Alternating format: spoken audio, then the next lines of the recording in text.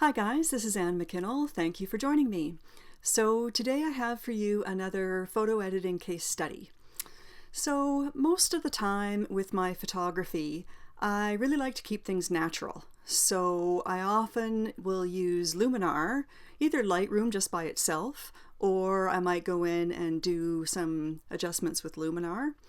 But sometimes I have a photo and I feel like I want to take it a little bit further. Maybe I want to add some impressionistic or abstract effects to it, or maybe a texture or something like that. So I thought that I would show you how I like to use some of the Topaz products in my post-processing workflow in those sorts of cases. So I have here this photo of an anemone that I photographed on the beach in Oregon. And I think for this photo, I would like to add some more effects, maybe try to emphasize the lines and the colors a little bit. So let's get started. All right, I'm going to start off in Lightroom and make some quick basic adjustments to this raw file. So I'll start at the top here in the basic panel. And the first thing I usually do is pick a color profile. I have some of my favorites saved at the top here, so I'm just going to let me see. I think I'm going to just look at some of the other ones. I like this camera light. I'm going to choose that. And I'll set the white balance here. Now I can see that this is already looking quite warm, even though it's a fairly cool white balance. So I'm going to pick the color picker tool and pick one of these even grays to get a nice white balance here. All right, and I'm going to increase the contrast a little bit. Bring up some of these shadows. I don't really like the shadows in the sand, so I'll try to bring those up a little bit so they're not so noticeable. Take down the blacks a little. Not going to add any clarity, maybe a little bit of vibrance though. And let's see what else. I'll add a little bit of sharpening. And this one I took at quite a high ISO, 1600. So I'm going to add a little bit of noise reduction. Doesn't really need too much though, because there's lots of detail in this photo, so I don't have to worry about that too much. Lens correction, I usually pick this chromatic aberration one, even if I don't see any. And that doesn't make much of a difference there of the profile corrections. And I think I am going to crop this. I don't really like this crop, so I'm just going to not worry about the aspect ratio or anything, and I'm just going to pull this side into where I want it. About like that. Maybe I'll bring the top down a tiny bit. Like so. Okay. So now, before I go any further, I just want to take a moment to kind of evaluate this and decide what I want to do. So first of all, I don't really like this green. I'm not sure if this is a green plant of some kind, or maybe it's a rock, I'm not sure. But I don't know, I guess that's being pretty picky, but it distracts my attention a little bit. So I think I'm going to try to get rid of that. And aside from that, I think I'd really like to add some impressionistic kind of effects to this, just to give it a little something extra. And I'd like to emphasize these lines, and I'd like to bring out the colors a little bit as well.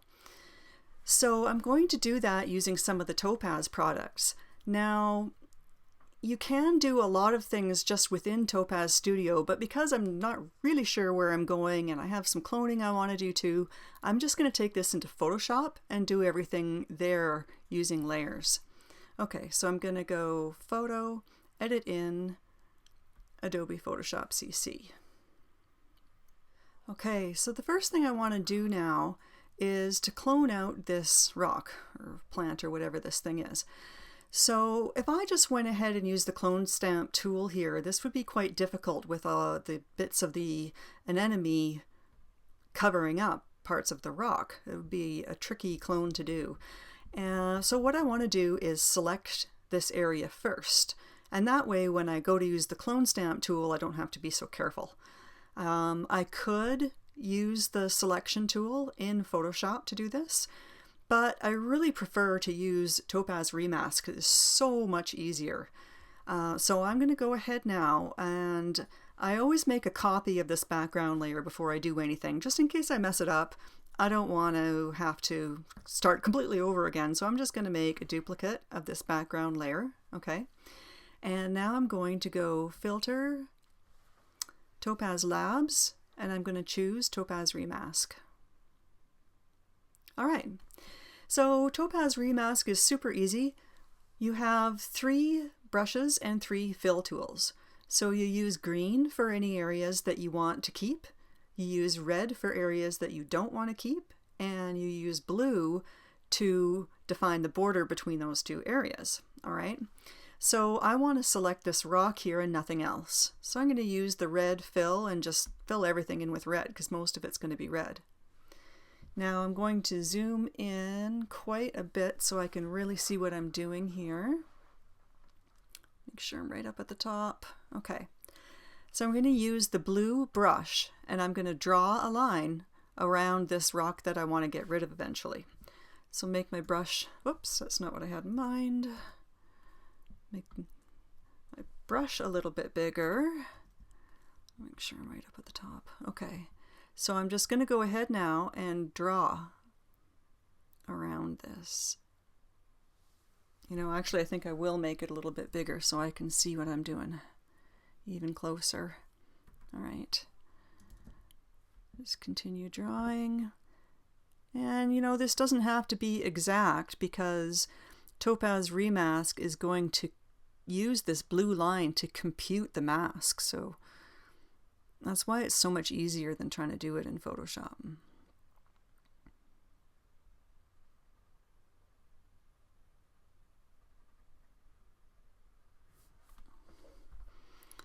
I'm using a Wacom tablet to do this. It's quite a bit easier using the pen tool than trying to do it with the mouse.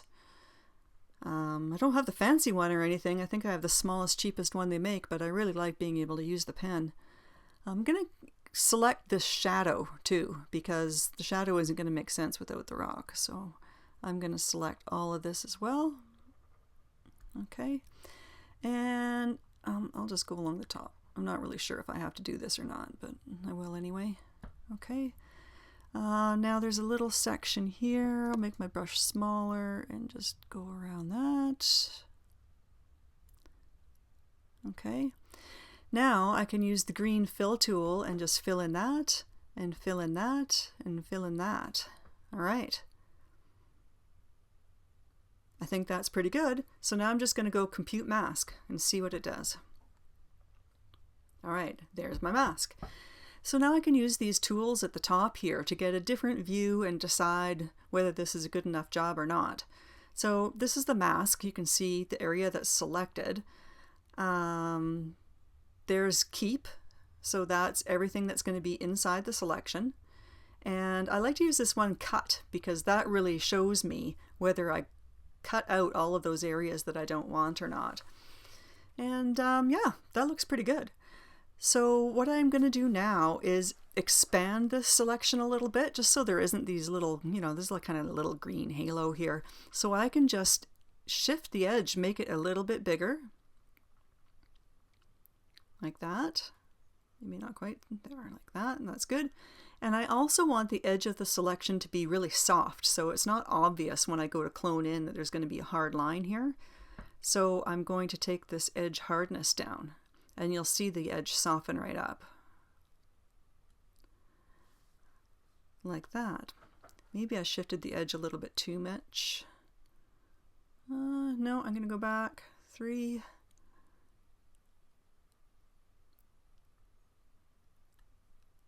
There, actually that's better. So I don't want any of that green to be showing up. So I think that this looks pretty good. And so now I'm just going to go okay. All right, so I'll turn off these 2 background layers here, and you can see that what's happened is Topaz ReMask has put this selection onto a new layer for me. Perfect. Okay, so I don't actually need this background copy anymore. That's just my kind of safety copy. So I'm just going to get rid of that because I have my background. Okay, so now what I'm going to do is, once again, I'm going to make a safety copy of this just in case I mess it up. I don't want to have to do that whole Topaz Restyle thing again. So I'm just going to make a copy of that, okay? I'll turn that one off. So I'm going to Command click on this layer and it'll bring up that selection. All right. Now I'm going to go ahead and use the clone stamp tool. So click clone. I want to make sure that all layers are selected so that when I click my sample, it's going to click it from this background layer. So I'm going to Option click to define where my sample is coming from. And now whatever I do is only going to happen inside this selection. So I don't have to be careful. I can just brush over here willy-nilly. You see, like so. I'm going to Command click down there again, try to get that one part a little bit better. So you can see why I like to use the selection to do this, because now when it comes to actually doing the cloning, I don't have to be careful. There it is. Get that up there. Okay, good. So let me just deselect this for a second here. Yeah, that looks totally fine, doesn't it? I'm going to zoom in a little bit. I can see a little bit of a line right there, but that's okay. I can just clone over it. I'm going to select that area and I'm just going to clone a little bit right there so you can't see that. All right, I don't like this part up here in the corner either, so that's going to be easy to clone out. Again, I'll select some of this sand and I'm just going to clone over this. All right, so now I will just zoom out again so we can see that whole thing, and I'll turn this layer off and back on again so you can see what a difference that's made. So it's just a subtle thing. I mean, I guess it is pretty picky, but the rock bugged me, so I like to get rid of it, and now I can concentrate on my main subject. So I'm finished now with this, so I'm just going to get rid of this extra layer that I made here. And I'm going to rename this layer Clone so I remember what I did. Now what I think I'm going to do is start adding my impressionistic effect that I want. Now I need all of my pixels on one layer in order to do that. So I'm going to make a stamp of the two layers that are visible by going Command Option Shift E. And now I have all of that onto one merged layer, okay? So now I'm going to open this up in Topaz Impression. So I'll go Filter, Topaz Studio, and I'm just going to open Studio so you can see the main studio here. Okay, so this is Topaz Studio. What's going on with Topaz is that they have a number of plugins. For years they've had a number of really cool plugins, and they all worked independently. I mean, you could use them in conjunction with Photoshop or Lightroom or by themselves, but each one of them opened in its own separate thing. So what they've done is they've made this Topaz Studio, so it's just kind of an interface where you can easily switch between the plugins. But not all of their plugins are in it, which makes it a little bit confusing as to what's going on. But you can get this Topaz Studio for free. And a lot of the adjustments, like if I click over here and go Adjustments, all these things here above the line are free. And these ones down here are paid ones, okay? So if you don't have any photo editing software, it would be worth it to pick up this free copy of Topaz Studio because you can do quite a bit. But honestly, the real power of Topaz comes when you have some of these plugins. So I'm going to take a look here at Impression, and these are all the different effects that come in Topaz Impression. And as you can see, some of them are quite subtle, other ones are not. Okay. You can always change the opacity and that kind of thing within Topaz Studio, but since I'm in Photoshop anyway, I'll probably make those kinds of changes in Photoshop. So I'm just going to scroll down here and see which one of these I want to choose. So again, I'm going to look for one that kind of emphasizes the lines. And in fact, I think there's one down here that's called lines. Let's see. Oh yes, liquid lines. All right, there's a few different ones. Now these look quite drastic here, but again, I can adjust how much of this I want to see when I adjust the layer in Photoshop. There's the third one. You know, I kind of like this second one.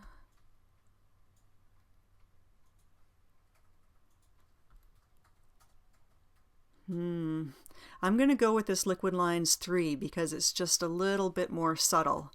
All right, so I'm not going to worry about doing any of the opacity or anything here. I'm just going to click OK. Okay, so now I'm just going to rename this layer before I forget.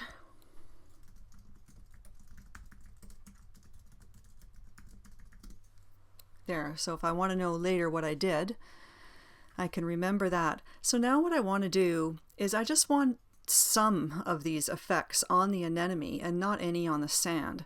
So first of all, I'm going to change the opacity of this layer to get, you know, more of, I'm not going to look at the sand, I'm just going to look at the anemone itself. So I'll reduce the opacity of this. So there's 0. And you can see as I just bring the opacity of this up, it's adding in the painterly effects a little bit here. Okay, so I'm going to say like that for now, okay? And now what I'm going to do is use a layer mask to get rid of this where I don't want it. So I don't want it on any of these edges, all right? So I am going to, what I'm going to do actually is put on a black mask, and then I can paint the effect on only where I want it. So by holding down my Option key and then clicking the layer mask icon, I get a black mask. Okay, so now it's not showing any of the effect that's on this layer, and where I want the effect to show, I paint it on using a white brush. So I'm going to click B for my brush tool, and I've got my white brush here. I'll make sure that I have a nice soft round brush selected. The opacity is at 70%. I'm going to turn that up to 100 for now, and I'm just going to start painting this on in the middle, and then I'll reduce the opacity of the brush a bit as I get towards the outside. Alright, so I'm just going to paint that on here, and you can see it's coming on the layer mask there. Okay, now I'll change the opacity down to 70 and go around here a little bit. And then I'll change it to 40, maybe reduce the brush size, and just kind of paint it on to some of these bits of the anemone.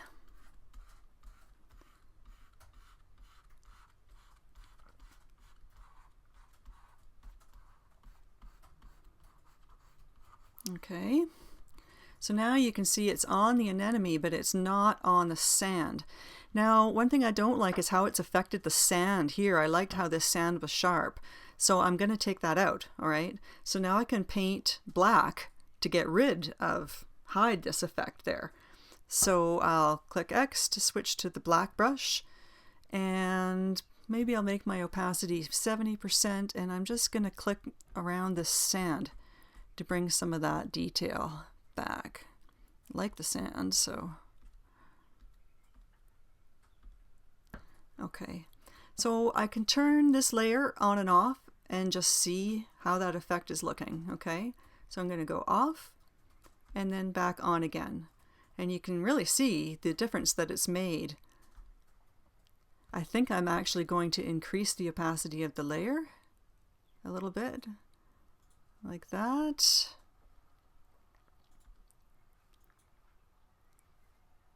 All right.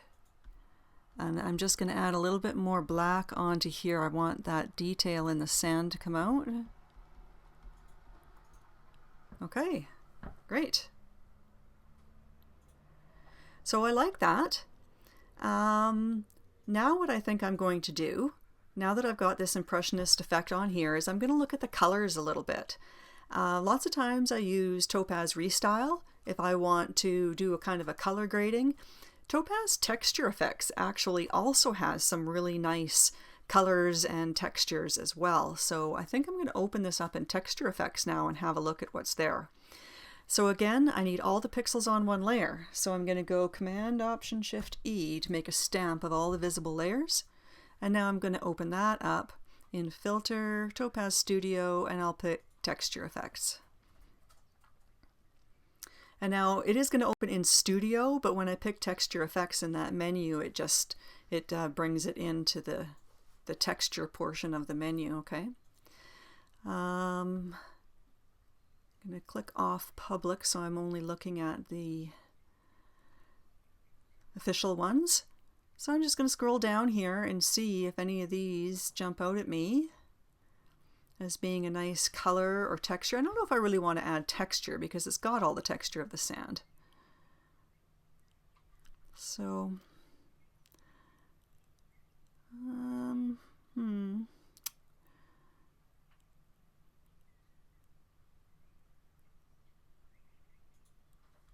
let's see. Nope. I'll just keep scrolling down here and see if anything comes up.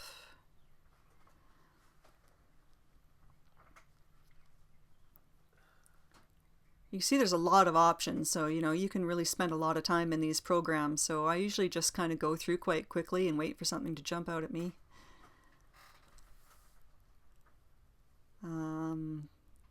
Lilac tinge. Well, that's nice. I like lilac tinge. Okay. So I can use this button up here to look at the original and then the new one. I do like that. This one, you can go over here on the right and see the different adjustments that make up this effect or preset. And you can see that there's this sort of a light leak happening over there, and I don't really like that. And I can see that that is happening on this texture right here. So I can just turn that off if I don't like that part. Okay. So that looks, I like that color actually. So again, I could play with the opacity and that in here, but I'm not going to. I'm just going to say okay and get this back into Photoshop where I can, do all of my blend modes and layer masks and everything where I'm used to doing it. So I'm going to rename this layer before I forget. Okay. Now it looks a little too much. So I'm just going to bring down the opacity a bit. And I'll turn the layer on and off to make sure I like it. And I do. So one thing is that I think the sand looks too yellow. So what I'm going to do now is just add a adjustment layer. And I'll pick Hue Saturation. And I'm just going to pick the yellows and take down the saturation of the yellows a little bit. Like so. Okay. So I can hold down now, I can hold down Option and click on this eyeball icon on the background layer so you can see where we started. So there's where we started with the original image as it came out of Lightroom. And there's where we're at now with the cloning and the impression and the recoloring. So I think that looks pretty nice, so I'm going to go ahead and save this. Alright, and I'll close here and we can just go back to Lightroom. And now this is the version, the Lightroom one. So you know what, I'm just going to make a virtual copy of this. Like that. And then I'm going to reset that one so you can see where we started. I'll get rid of that one for now. Okay, so now we can compare the two. So this is the original image before we made any changes at all. And that is our final copy. So that is an example of some photo editing that's a little bit more, I don't know, creative, I guess, a little less realistic and more impressionistic. It doesn't actually take that long to do. It takes me a lot longer to do it when I'm talking and explaining the process at the same time. But, you might not think it makes that much of a difference. It is subtle, but I think it makes enough of a difference that it's worth doing. So I used Topaz ReMask and Topaz Impression and Topaz Texture Effects to make all of these changes. So if you haven't tried Topaz Studio, I would encourage you to pick up that free version because there are some effects that you can get in there for free. And you can also try out you can get trial versions of the texture effects or impression or whatever you want to try. If you do decide that you want to purchase one of those, you can get 15% off by using the coupon code McKinnell.